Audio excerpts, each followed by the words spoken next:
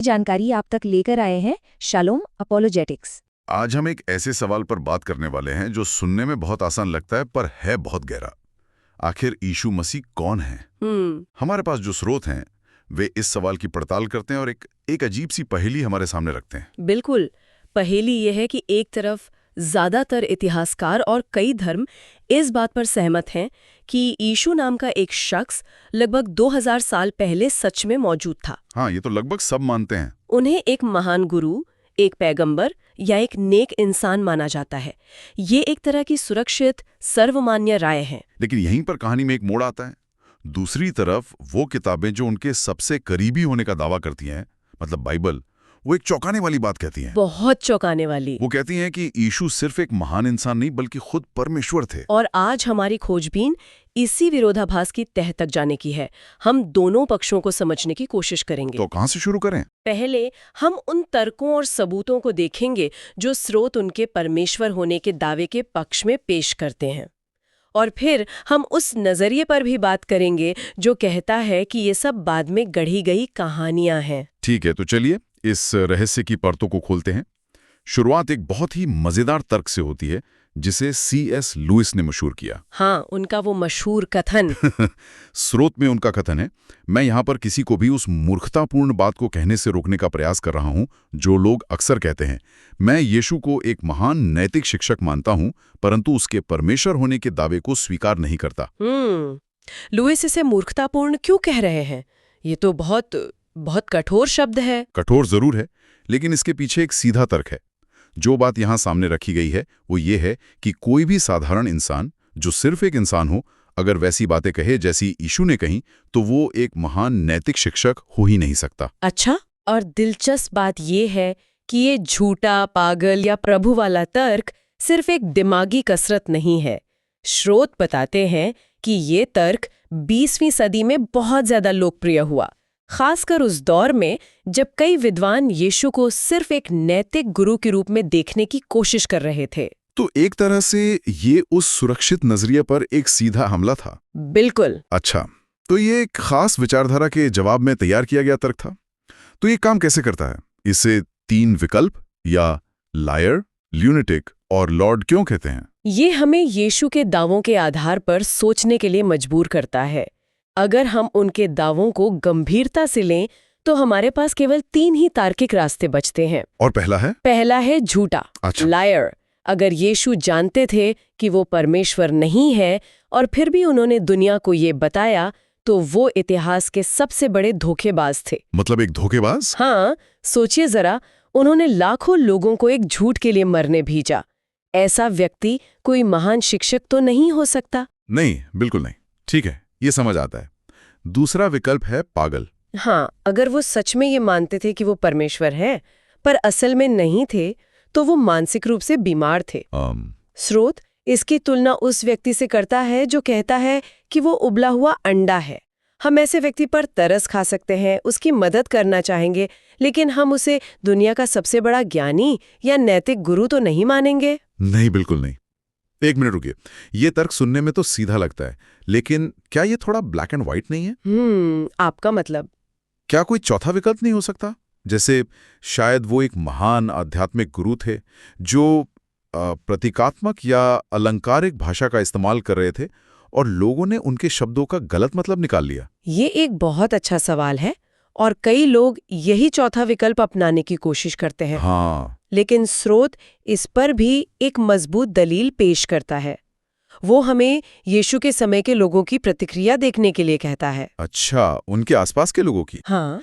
जब यीशु ने अपने दावे किए तो किसी ने ये नहीं कहा, वाह क्या खूबसूरत अलंकार हैं, बल्कि उन्होंने पत्थर उठाए। हाँ। वे उनके शब्दों का मतलब बिल्कुल साफ समझ रहे थे कि ये व्यक्ति खुद को परमेश्वर कह रहा है, जो उनके लिए सबसे बड़ा पाप यानी क्या कहते हैं, ईश्वर निंदा थी। तो अगर वो झूठे नहीं थे, पागल नहीं थे और ना ही कोई आध्यात्मिक कवि थे जिनके शब्दों को गलत समझा गया, तो हमारे पास सिर्फ तीसरा विकल्प बचता है, प्रभु। बिल्कुल।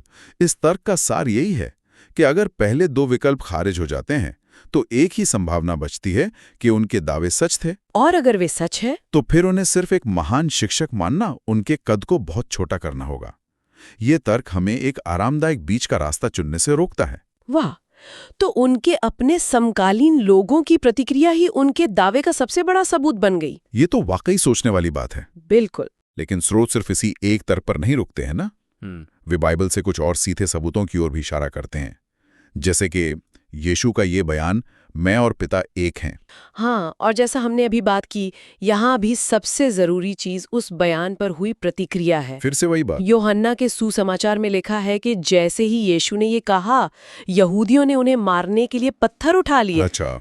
और जब यीशु ने वजह पूछी तो उन्होंने साफ कहा, इसलिए कि तुम मनुष्य होकर अपने आप को परमेश्वर बनाता है। हाँ, सीधे सीधे कह दिया। हाँ, और स्रोत इस बात पर जोर देता है कि यीशु ने उन्हें सुधारा नहीं।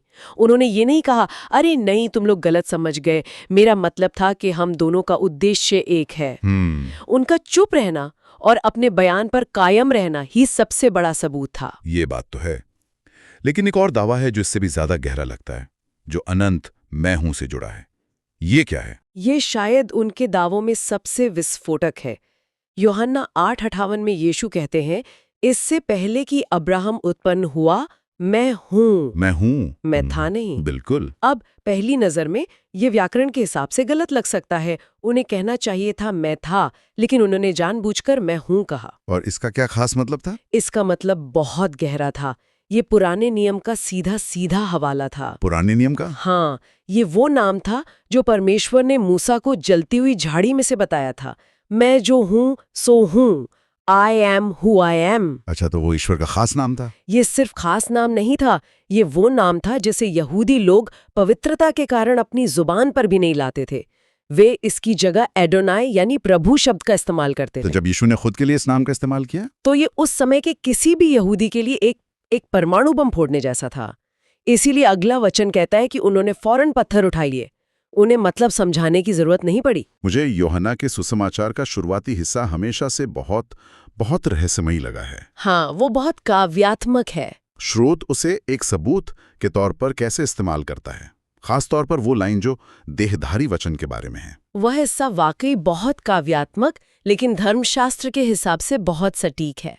यूहन्ना 1:1 कहता है, आदि में वचन था और वचन परमेश्वर के साथ था और वचन परमेश्वर था। वचन परमेश्वर था। और फिर कुछ आयतों के बाद यूहन्ना 1:14 में एक धमाका होता है, और वचन देहधारी हुआ और हमारे बीच में डेरा किया। तो अगर हम इन दोनों को साथ में रखें तो मतलब साफ है कि जो वचन परमेश्वर था वही देहधारी यानी इंसान बन गया। बिल्कुल। इस दलील का आधार ये है कि यह सीधे तौर पर यीशु को देह रूप में परमेश्वर बताता है। ये एक अविश्वसनीय विचार है कि सृष्टि का रचयिता, वो ब्रह्मांडीय शक्ति, खुद अपनी बनाई हुई सृष्टि का एक हिस्सा बन गया। यीशु के अपने शब्दों के अलावा उनके करीबी साथियों की गवाही का भी जिक्र है। हाँ, और ये बहुत जरूरी है क्योंकि ये वो लोग थे जिन्होंने उनके साथ सालों बिताए।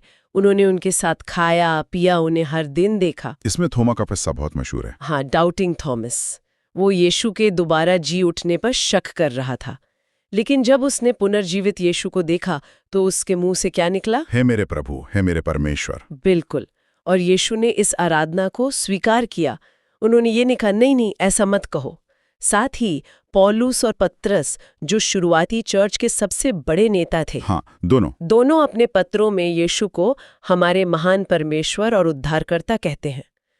तो ये कोई छुपी हुई धारणा नहीं थी, ये उनके विश्वास का केंद्र था। इन सब तर्कों के बाद अब उस सवाल पर आते हैं कि ये सब मायने क्यों रखता है। यीशु का परमेश्वर होना क्यों जरूरी था? ये सिर्फ धर्मशास्त्रियों की बहस का मुद्दा क्यों नहीं है?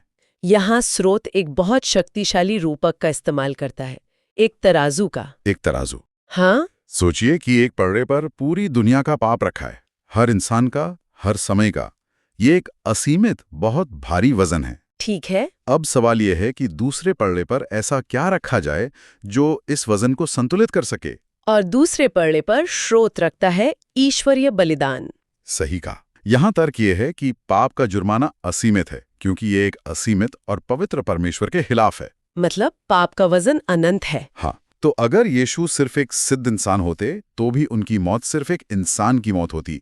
वो इस असीमित जुर्माने को नहीं चुका सकती थी। अच्छा। जो बात यहाँ सामने रखी गई है वो ये है कि केवल परमेश्वर ही ये कीमत चुका सकता था। केवल एक असीमित बलिदान ही एक असीमित कर्ज को चुका सकता है। ये एक बहुत ही भारी विचार है। मतलब ये पाप और क्षमा की पूरी धारणा को एक लौकिक, लगभग गणितीय स्तर पर ले जाता है। ये सोचने में ही अजीब लगता है। हाँ, और स्रोत इसी बात पर जोर देते हैं। यह कोई भावनात्मक अपील नहीं है, बल्कि एक तरह का आध्यात्मिक हिसाब किताब है, और इसी से वो पुल वाली तस्वीर सामने आती है। बिल्कुल।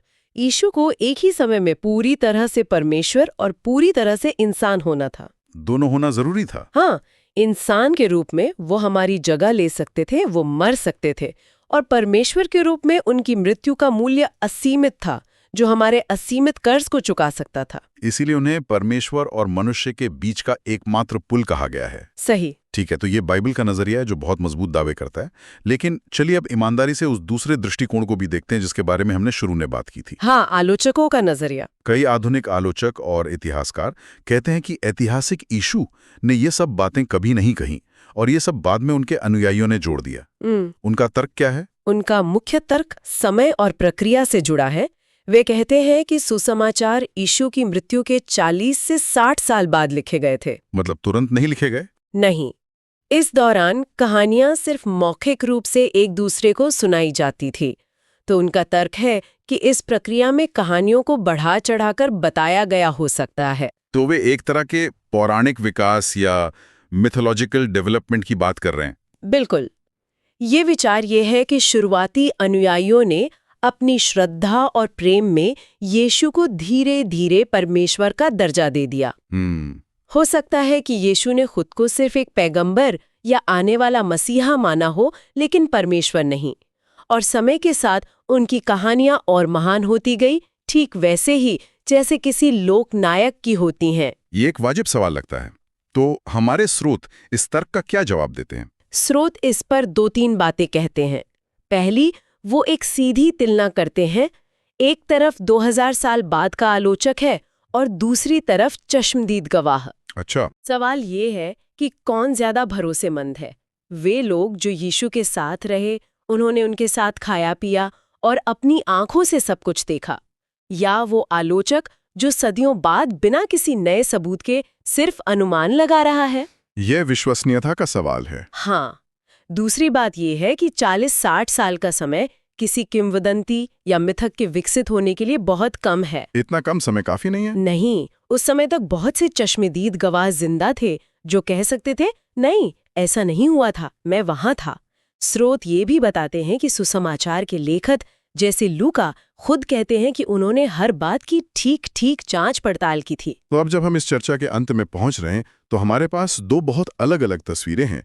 इन्हें हम कैसे सारांशित कर सकते हैं? हाँ, 2 बिल्कुल अलग नजरिए हैं। पहला, जो स्रोतों का मुख्य तर्क है, उसे 3 बिंदुओं में बांटा जा सकता है। ठीक है। पहला है तर्क, लॉजिक। तार्किक रूप से यीशु सिर्फ एक महान शिक्षक नहीं हो सकते। हमें झूठा, पागल या प्रभु में से एक को चुनना होगा। दूसरा है बाइबल, स्क्रिप्चर।